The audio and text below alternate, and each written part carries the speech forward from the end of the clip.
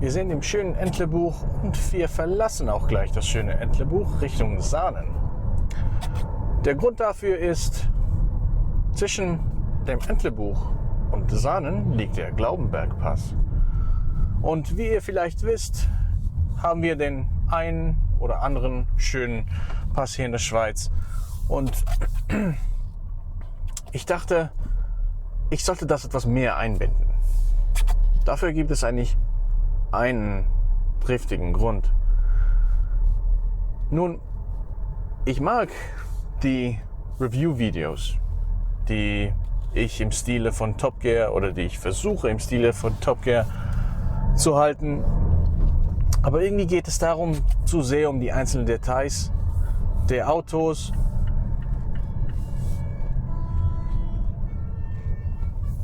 Ihr hört und seht den Bus. Also ein bisschen Verkehr heute Morgen. Ja, ich mag die Videos, aber es geht da so ein bisschen zu sehr um die theoretischen Details der Autos. Noch ein bisschen zu sehr ums Video. Und irgendwie, finde ich, sollte ich einen Channel, der Driving Distilled heißt, es sollte so ein bisschen mehr ums Auto gehen. Und ja, das versuche ich nun nicht. Ich nehme euch auf diese Passtour mit. Und wie ihr euch vorstellen könnt, habe ich da natürlich ein PS-Monster mitgebracht. Und zwar ist es ein Mazda CX-5. Nicht nur ist das also ein Crossover, es ist auch ein Diesel. Zum ersten Mal auf dem Channel haben wir einen Diesel. Ist doch schön, dass da Mazda die Ehre gebührt, den ersten Diesel in den Channel zu bringen. So, ihr seht, das hat ein bisschen geregnet. Aber ja, wir haben ja Allradantrieb. Sollte also super safe sein.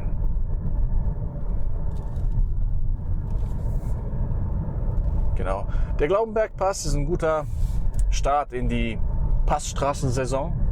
Das ist einer der Pässe, der ein bisschen früher öffnet, da die Passhöhe ein bisschen tiefer liegt als bei vielen anderen Pässen, zum Beispiel Susten, Furka. Und ja, obwohl mittlerweile haben eigentlich alle Passstraßen geöffnet.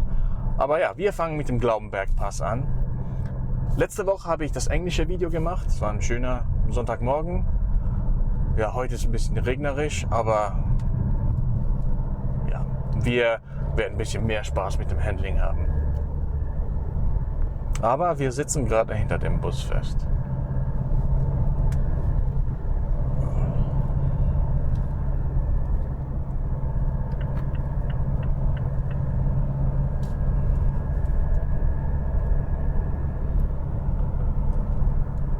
Ja, reden wir ein bisschen über das Auto.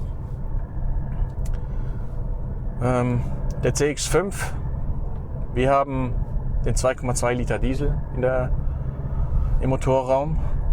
Das heißt 184 PS, das ist nicht unendlich viel. Dafür haben wir 445 Newtonmeter Drehmoment bei 2000 Umdrehungen. Das ist aber schon mal nicht schlecht.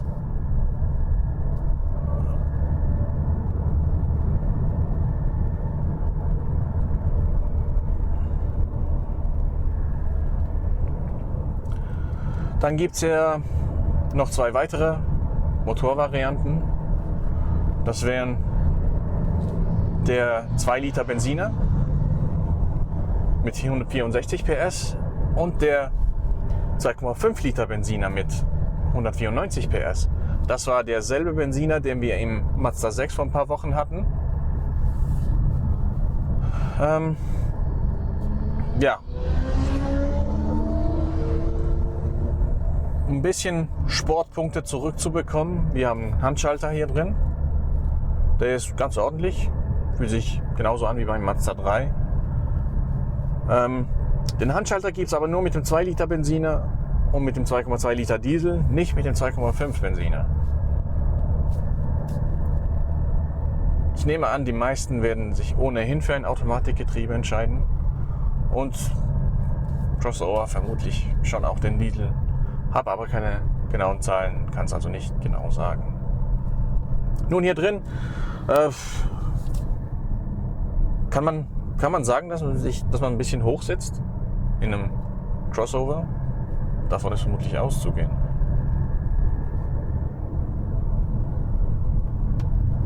Oh Mann, also es sieht nicht aus, als würden wir demnächst an dem Bus vorbeigehen. Also das ist echt super mühsam.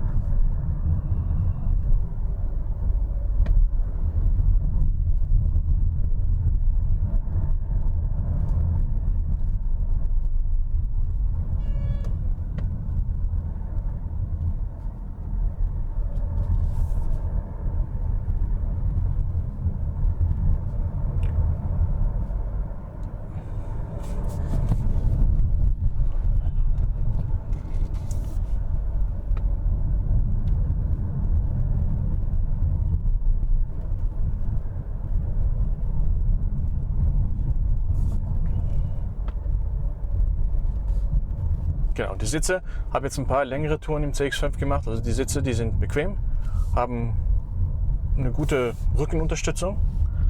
In den Kurven, also ja, die Seitenpolster, die halten einen nicht so fest. Aber es sind auch nicht gerade Sportsitze, also nicht unbedingt ein Kritikpunkt. Die Lenkung, erstmal das Lenkrad. Also Mazda, die hatten immer noch die feineren Lenkräder, die sind nicht so wulstig, wie zum Beispiel bei BMW oder auch die neuen Sportlenkräder von VW. Also sind so ein bisschen filigraner, ein bisschen schmaler. Die Lenkung selber, ich weiß nicht, das ist eigentlich so ein Thema, da müssen wir gar nicht mehr drüber reden. Dankeschön. Dankeschön, hat extra Platz gemacht.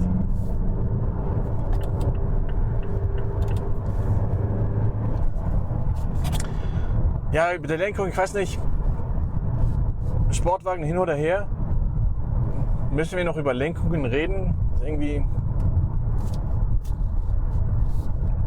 eigentlich seid alle auf elektrisch unterstützte Lenkungen umgestiegen sind, ist so ein bisschen die Luft raus. Wir können über besser oder ein bisschen schlechter reden.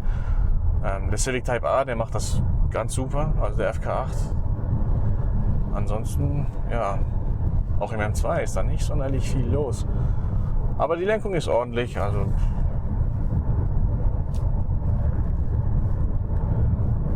kann man nicht viel drüber sagen. Zur Bereifung. Dieses Fahrzeug kommt auf Kumho-Reifen. Ich kann mir nicht vorstellen, dass die ab Werk Kumho-Reifen drauf haben. Kann das sein? Ja, vielleicht. Und ja, die Sache mit den Reifen ist so, kann man das Handling von einem Auto unabhängig von der Bereifung testen? Irgendwie testet man doch immer auch die Reifen mit, oder?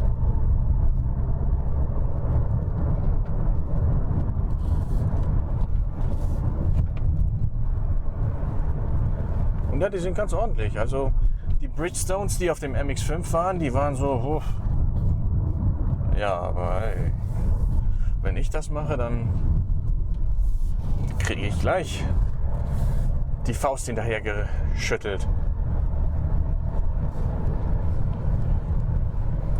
Genau, also die Kumhos sind ganz okay.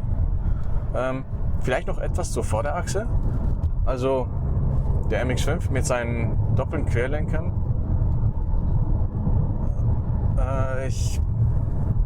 Ich weiß nicht, ob es am Reifen lag. Ich weiß nicht, ob irgendwie.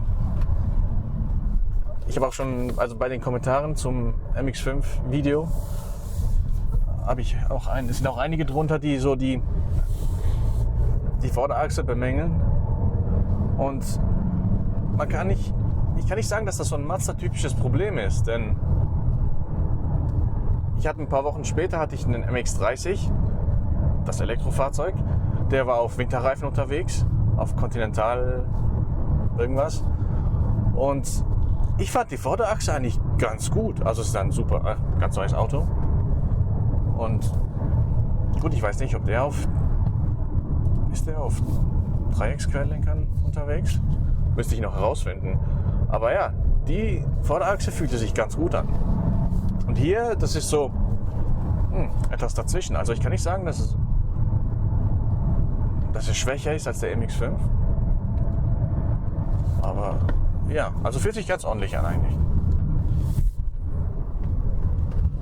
Genau, und der Asphalt ist auch ein bisschen nass.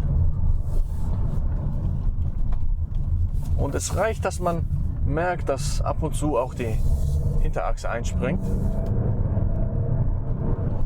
Also noch kein Grund zur Panik. Die Regelsysteme, die sind noch stumm. Kein Flackern im Dashboard.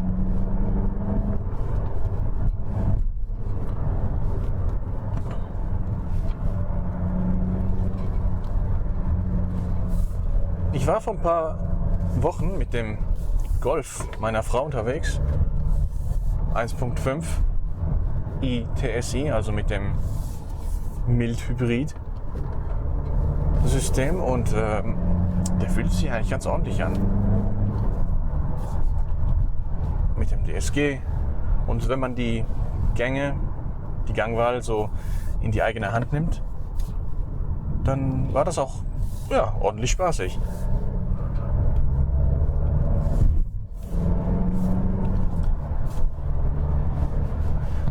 Als ich letzte Woche hier für das englische Video, das für den internationalen Kanal hier war, habe ich es geschafft, mich selber ein bisschen krank zu machen. Darum habe ich das deutsche Video auch ein bisschen verschieben müssen. Und ja, mal sehen, wie das heute aussehen wird.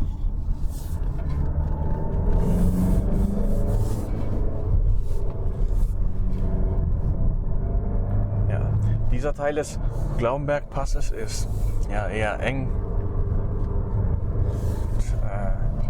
der Belag auch eher teilweise ein bisschen zusammengepflegt, aber es ist okay. Und der Diesel, wenn man den ein bisschen dreht, klingt ja auch ganz ordentlich. Ja. Nicht schlecht.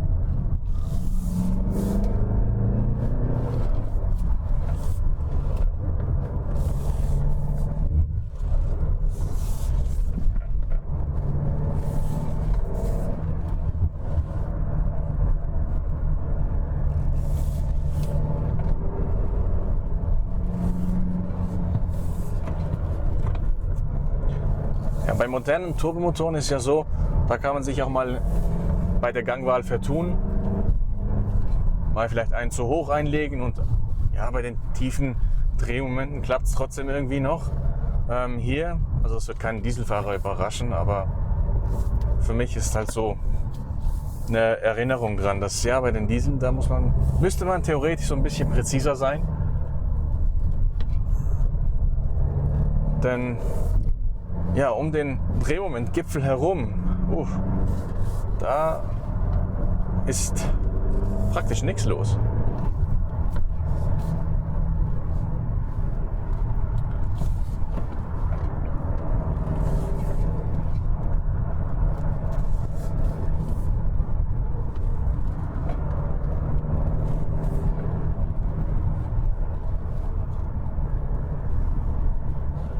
So, hier anbremsen.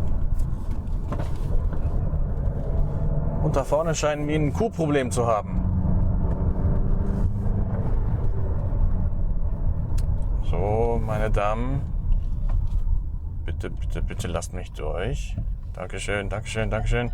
Ach, komm schon.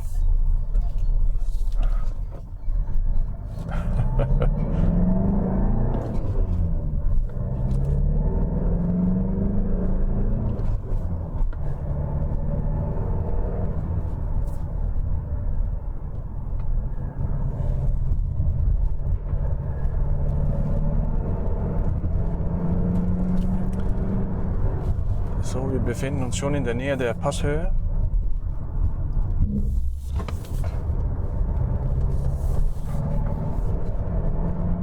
Ja, bergauf ist es immer ein bisschen witziger als den Berg runter. Das Problem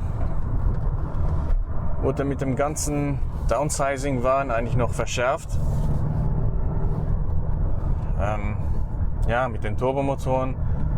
Irgendwie den Berg runter ist ja nicht mehr so witzig. Also keinerlei Motorbremsleistung. Und ja, eigentlich willst du ja nicht auf der Bremse stehen die ganze Zeit. Das ist nicht sehr witzig.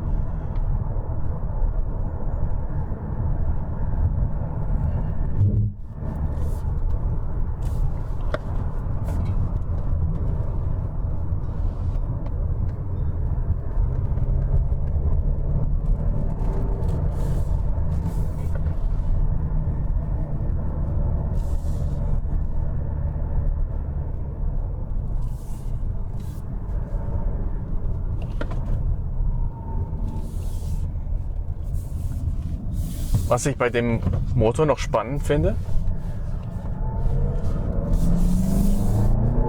die Drehzahl fällt ziemlich schnell. Das ist etwas, das ich bei neuen Autos kaum beobachten kann. Also beim M2, das ist etwas, das mich eher so ein bisschen aufregt. Die Drehzahl, die bleibt so ein bisschen hängen. Und ja, man muss dann warten, bis die runterkommt, damit man sauber einkuppeln kann. Und ja, beim Diesel hier, ich weiß nicht, ist das so eine Diesel-Eigenart? Aber ist irgendwie noch witzig.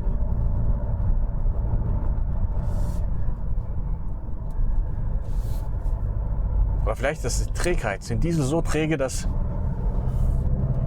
oder so unwillig, dass er kaum erwarten kann, wieder die Drehzahl runterzuschrauben.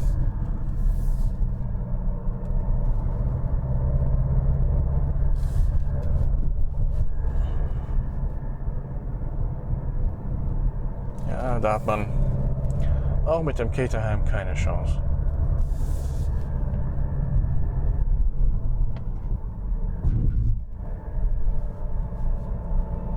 Genau, und hier um die Ecke ist die Passhöhe. Was sind das, glaube ich, irgendwie 1600 Meter, wenn ich mich nicht irre. Okay, 1540. Jetzt geht es eigentlich schon wieder runter. Auf der Seite ist die Straße ein bisschen breiter, ein bisschen besser ausgebaut.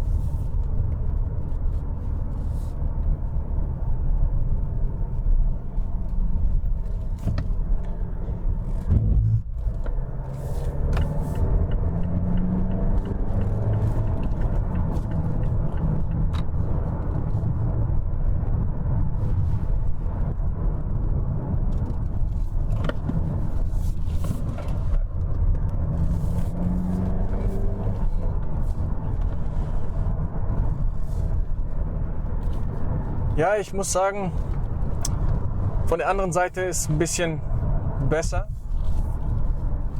Die Straße ist ein bisschen breiter, man muss sich ein bisschen weniger Sorgen machen, wenn irgendwie Motorräder oder generell auch Autos entgegenkommen.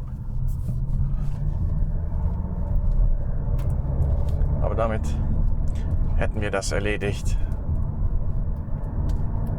So, komm schon, Caterham.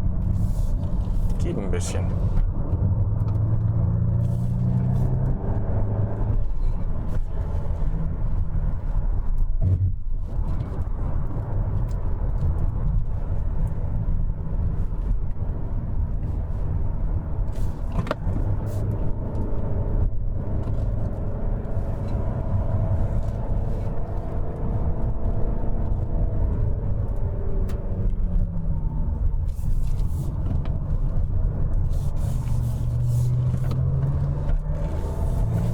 Ja, klingt super. Klingt wirklich super.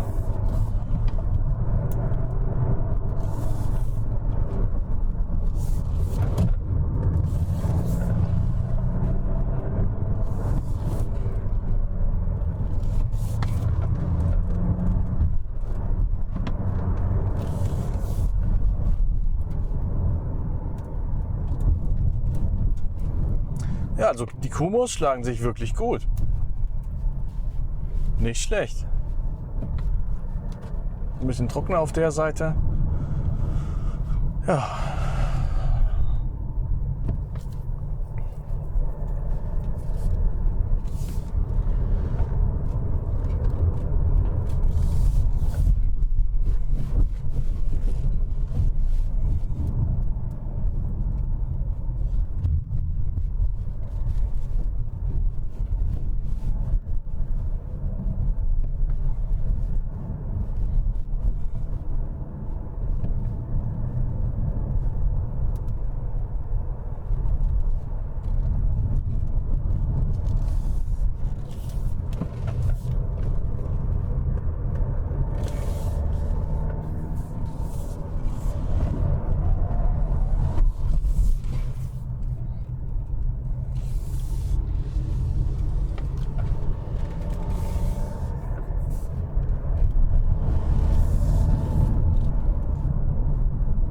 Ja, die Motorräder sind ein bisschen mühsam, muss ich jetzt sagen.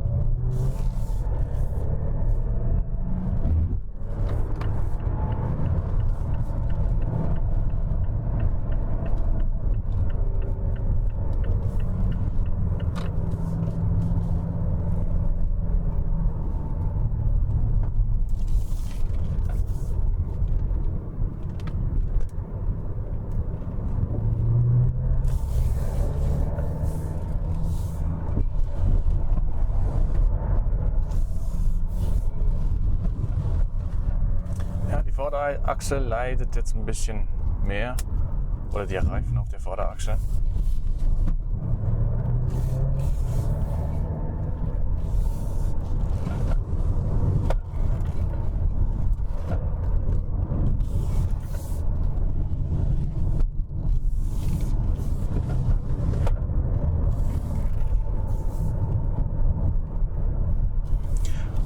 Ja, auf dem Weg runter können wir dafür so ein bisschen über die Bremse reden.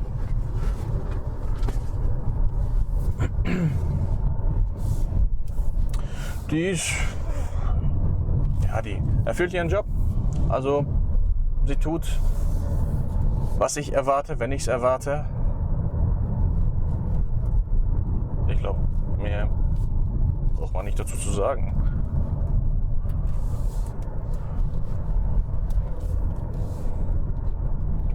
Ich könnte jetzt ein bisschen unnötig auf die Bremse stehen, um das Fading zu beobachten, aber warum würde ich das tun? Ich meine, das ist nicht so eine... Ja gut, andererseits, gerade auf dem Berg runter kann man ja so eine Bremsanlage auch mal überfordern, aber ich glaube, es ist kein Problem, das wir mit modernen Autos haben. Die ganzen Automaten stehen ja, oder mit den ganzen Automatikgetrieben stehen die Autos ja permanent auf der Bremse. Oder dann fährt vielleicht einer noch mit dem Tempomaten hier runter, der bremst dann auch ständig, also ja, irgendwie klappt das schon.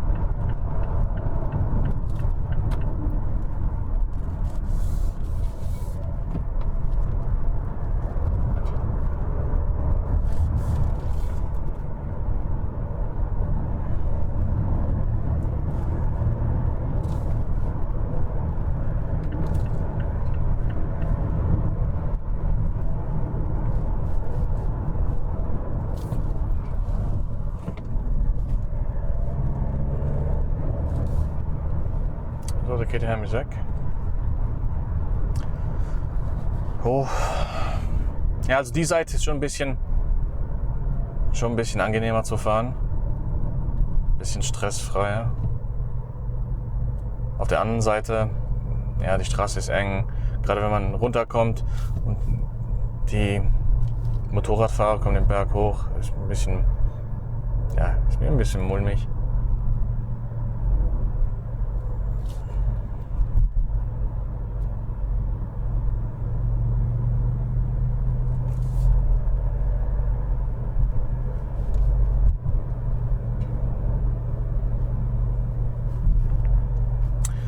Ja, so wir sind gleich in Saanen. Wir können das Ganze mal ein bisschen zusammenfassen. Reden wir zuerst über das Auto, der CX-5. Ja, also das Handling ist ordentlich. Ich meine, die Unterschiede zwischen den einzelnen Fahrzeugen und Fahrzeugkategorien sind nicht so groß wie auf der Rennstrecke. Ich meine, wir können hier höchstens 80 fahren. Die Kurvenradien sind nicht so wie auf einer Rennstrecke. Ja gut, auch wenn sie es wären, bei den Geschwindigkeiten spielt es nicht so eine Rolle. Ja, ich versuche eigentlich diese Bewertungen zu vermeiden, also mit Punkten.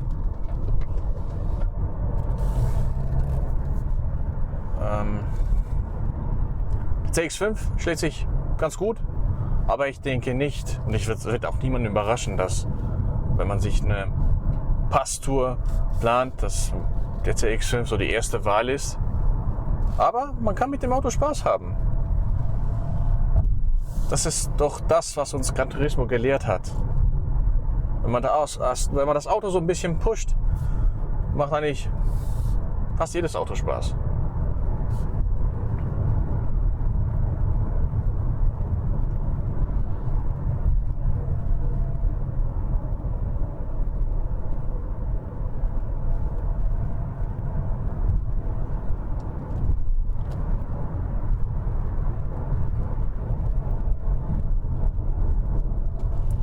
Ich glaube, das sind jetzt die letzten Serpentinen, dann sind wir in Saanen.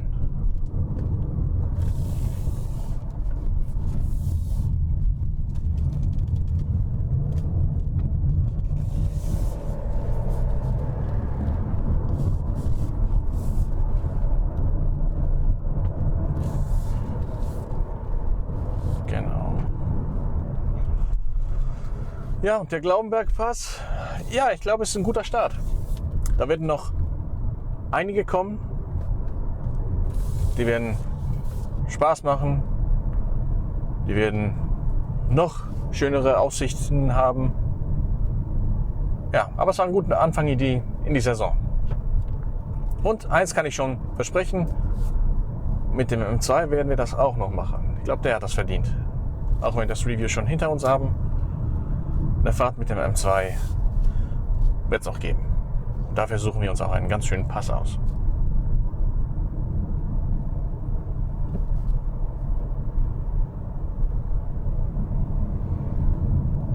Zum Abschluss vielleicht noch, ja. Lasst mich wissen, was ihr von dem Format haltet. Auch wenn es eher für mich ist als für euch. Das ist so mein kleines Suchtmittel, um ein bisschen runterzukommen. Und die normalen Review-Videos wird es immer noch geben. Aber vielleicht kann ich mich da halt dann ein bisschen mehr auf das Fahrzeug selber konzentrieren. Gut. Dann wäre es das für heute. Vielen Dank und bis bald. Ciao.